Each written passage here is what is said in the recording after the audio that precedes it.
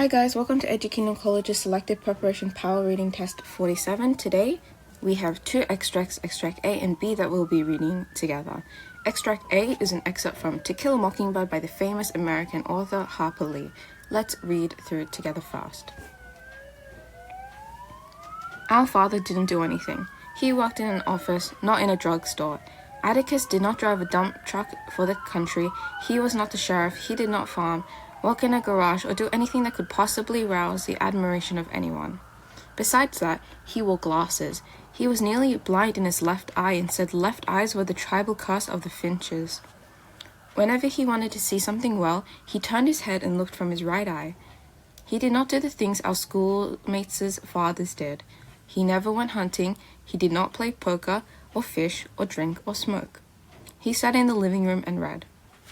With these attributes, however, he would not remain as inconspicuous as we wished him to.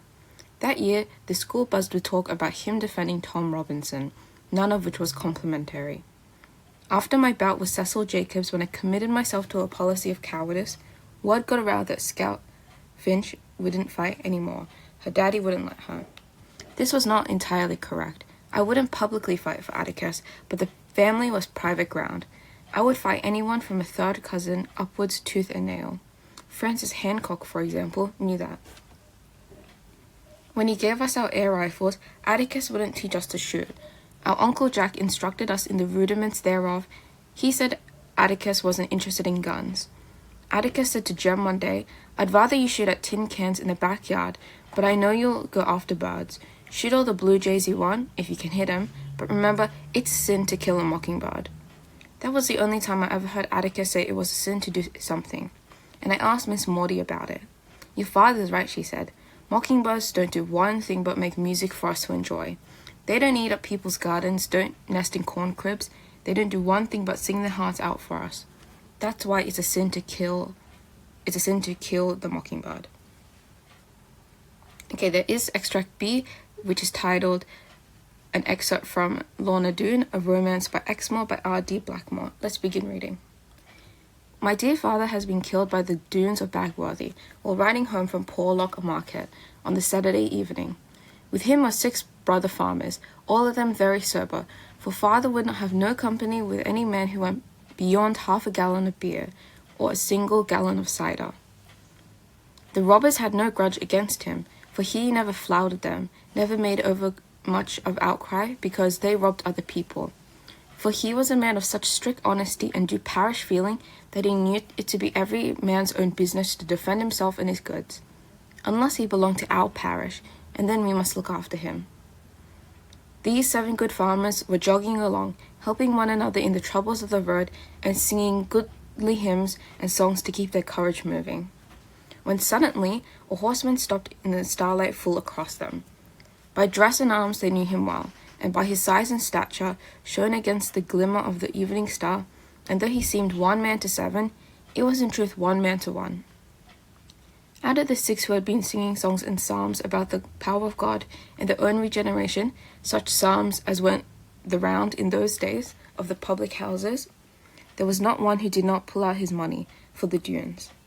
But father used to think that any man who was comfortable inside his own coat and waistcoat deserved to have no other set, unless he could strike a blow for them. And so, while his gossips doffed their hats and shook with what was left of them, he set his staff above his head and rode at the Doone robber. With a trick of his horse, the wild man escaped the sudden onset, though it must have amazed him sadly that anyone resist him. Okay, now I'll be attempting the questions. Question 1 is from Extract A, and it asks us, from Extract A's description, we can determine that the father of a main character is, the options are A, lawyer, B, sheriff, C, librarian, and D, professional shooter. Let's go through what we might cross out first. So we can cross out D, professional shooter, and I'll quickly explain why. If you look through the text and analyze, there's a few things that suggest this when it says here, when he gave us our air rifles, Atticus wouldn't teach us to shoot. If you're a professional shooter, you're probably likely to teach your children how to shoot. What else is there? It's here in the line. He did not do the things our schoolmates' fathers did. He never went hunting.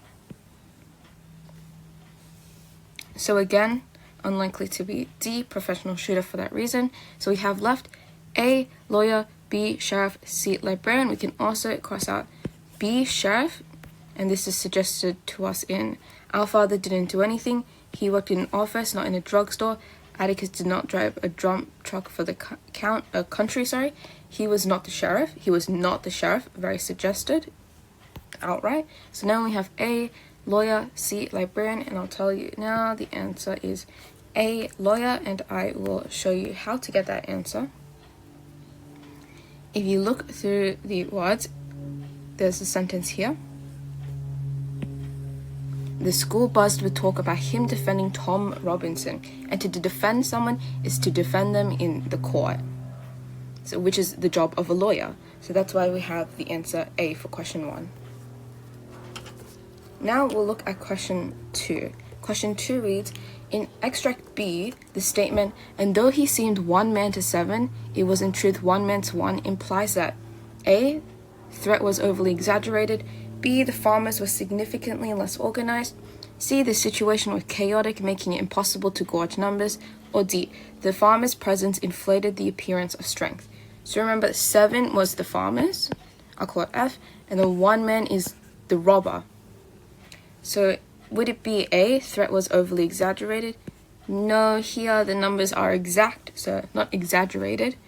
B, the farmers were significantly less organized. Let's quickly read about the farmers again. So we can see that they were singing earlier, and then farther down it said that all of the farmers pulled out their money. So it's unlikely to be B, less organized. So we have C and D left. C, the situation was chaotic, making it impossible to gauge numbers. Again, making it impossible to gauge numbers, not quite because those are the exact numbers. So 2 must be D, the farmers' presence inflated the appearance of strength. Okay, now we'll read question 3. 3 reads, the main purpose of extract B is the description of A, marketplace, B, 7 farmers, C, fight with the dunes, or D, farm with its surroundings. There are some things that will suggest this to the words in the sentence and also the name of the title. So quickly, let's read the name of the title. Lorna Doone, A Romance of Exmoor. So not really suggesting anything here, but they do say Dune. Again, let's check the answers. A, marketplace, unlikely to be the marketplace, as if we read the text, they only mention Portlock Market here. So again, it's not going to a great description. It's not D, farm and its surroundings. Because again, although they are mentioning that the setting is the farm, they aren't going into the farm in great description. B, 7 farmers, or C, fight with the dunes. So again, unlikely to be 7 farmers. Although 7 farmers are the characters, they aren't going into great description about the 7 farmers, and the 7 farmers are not the subject.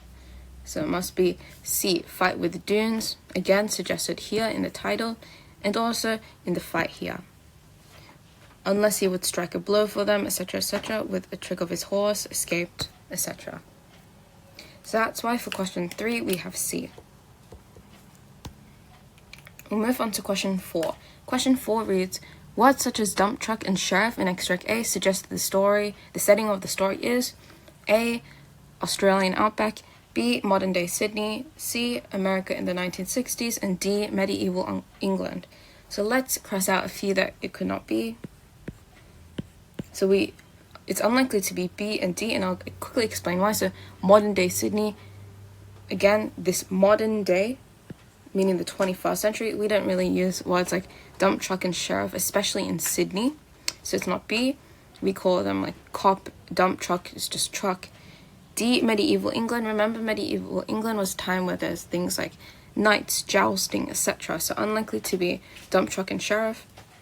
So we have left A, Australian outback, and C, America in the 1960s. So quickly we'll cross out A, Australian outback, because again, for the same reason Sydney, Australians simply do not use the words dump truck and sheriff. That's why for question 4, it must be America in the 1960s.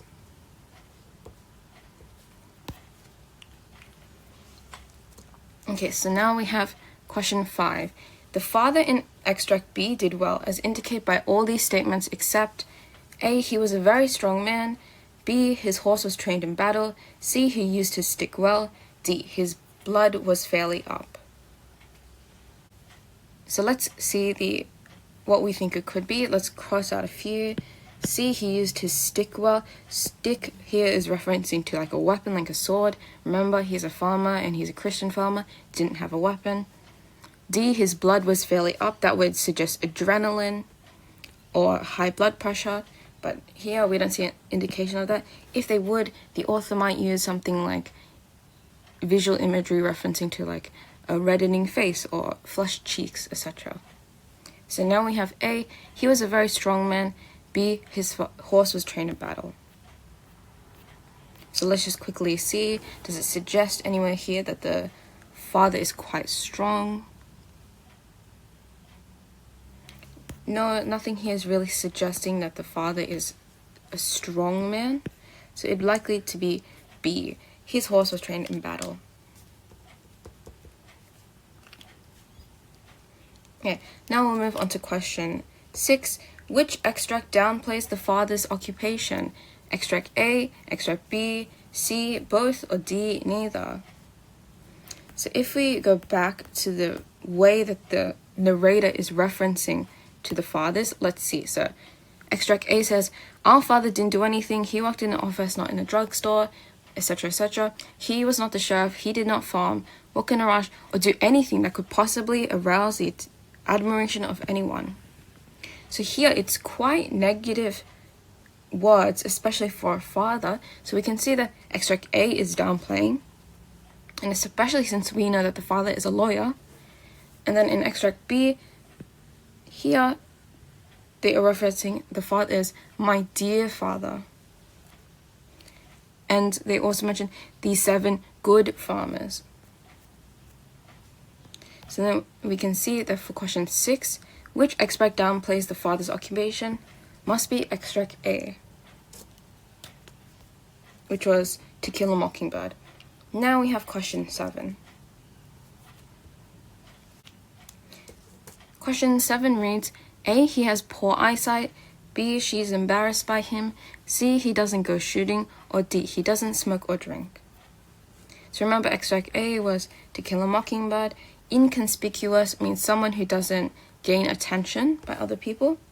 So what do we have? A, he has poor eyesight. That's true, but unlikely to be simply because if we go back to the text, it says that left eyes were the tribal curse of the Finches. So that must apply for the narrator as well. So therefore, that is why it's unlikely to be A. He doesn't go shooting. Yes, while the father doesn't go shooting, that's not to remain inconspicuous. If you do go shooting, I am assuming here that you would gain a lot of attention, and she wants him not to gain attention. So it wouldn't be C, he doesn't go shooting. D, he doesn't smoke or drink. While this is true, this is not the reason she wants him to remain unseen by others. It is because B, she is embarrassed by him. Okay, now we have the last question, which is question 8, and it reads, both texts use character details to highlight societal expectations. Which statement best captures this shared feature? A, both texts contrast unconventional personal behavior with prevailing community norms. B, both extracts show characters who entirely conform to the expected societal roles. C, both extracts avoid any discussion of community expectations or social criticism. D, both texts stress the importance of physical strength over moral and intellectual virtues. So of these, we can cross out D, the importance of physical strength. So remember, that is completely the opposite of what both texts are doing. D, while the father had the moral strength, it's not that he had physical strength. And with A, the father is a lawyer. So again, intellectual and moral virtues over physical strength. So let's look at A, B, and C. We can cross out B. Both extracts show characters who entirely conform to the expected societal roles. And we can see this in extract A, the father who doesn't drink, doesn't smoke, doesn't gamble, etc. So he is not conforming to the expected societal roles. So now we have A and C left. So if we look at A and C, which are we going to cross out? We can cross out C. Both texts avoid any discussion of community expectations or social criticism. We see a lot of this social criticism, especially from extract A, from the children making fun of the narrator's father and the daughter making fun of the father. So we have answer A as the answer for question A. Both extracts contrast unconventional personal behavior while prevailing community norms. Hey, thank you guys for coming to Kingdom College's Selective Preparation Power Reading Test 47. I hope this helped you guys. I'll see you next time.